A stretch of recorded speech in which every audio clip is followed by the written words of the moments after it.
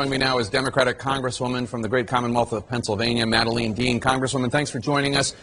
Your reaction to this resolution that just posted within the hour? I'm pleased with it. I think it's the right step forward. If you read the very first line of the resolution, it directs the committees, the oversight committees, I happen to be on one of them, Judiciary, to continue our investigation as to whether sufficient grounds exist to bring to bear our constitutional authority of impeachment.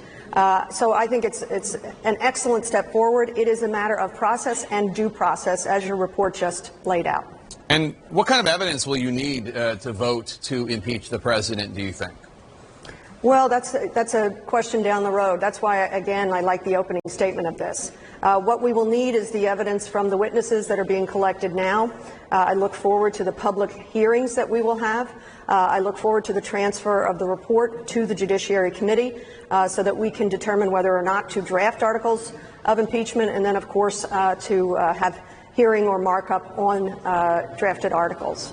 I heard a lot of Democrats complaining about the House Republicans storming the SCIF last week. Are you worried that Republicans are going to take advantage of public hearings to try to distract, change the subject, undermine, turn them into a spectacle in the view of Democrats? I certainly hope not. And that's what was sort of grounding about this resolution. It shows the seriousness with which our party, our caucus, takes where we are headed. As Speaker Pelosi has said so many times, we are in a solemn place. Nobody wanted to be here. This is a very difficult time for our Congress and an even more difficult time for our country. But when you have a president who behaves as though the law does not apply to him, when you have a president who abandons his oath of office, when you have a president who would rather compromise our elections than actually work diplomatically with Democratic partners around the world, putting them at risk, when you have a president who attempts to shake down a foreign president for dirt on a political opponent for his own personal and political gain, we have no choice.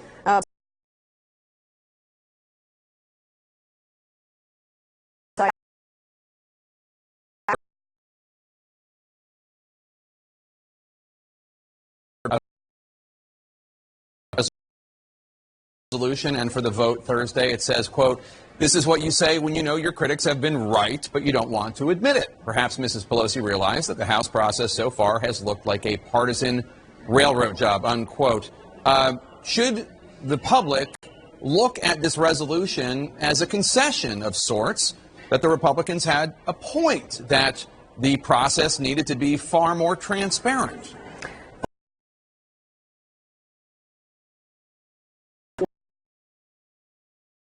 They said it is as though she said, yeah, you were right. I should have had a vote on a formal inquiry.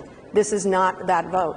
This is a vote laying out process and due process, including for the president and his own counsel. So it's actually the premise of the editorial is just plain false.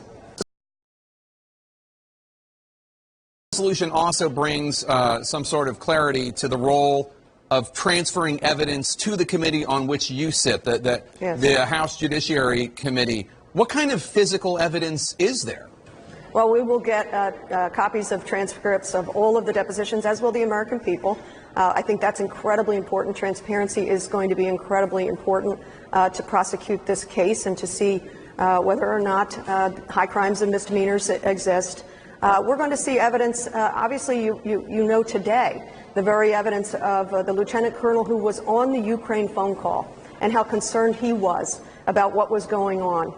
We heard from Bill Taylor, his courageous testimony with corroborating notes that talked about he was deeply concerned about a shadow foreign policy being performed by Rudy Giuliani, of all people, and that things were contingent upon President Zelensky making sure he opened up an investigation into Biden and Burisma, and also that he publicly made a statement about that.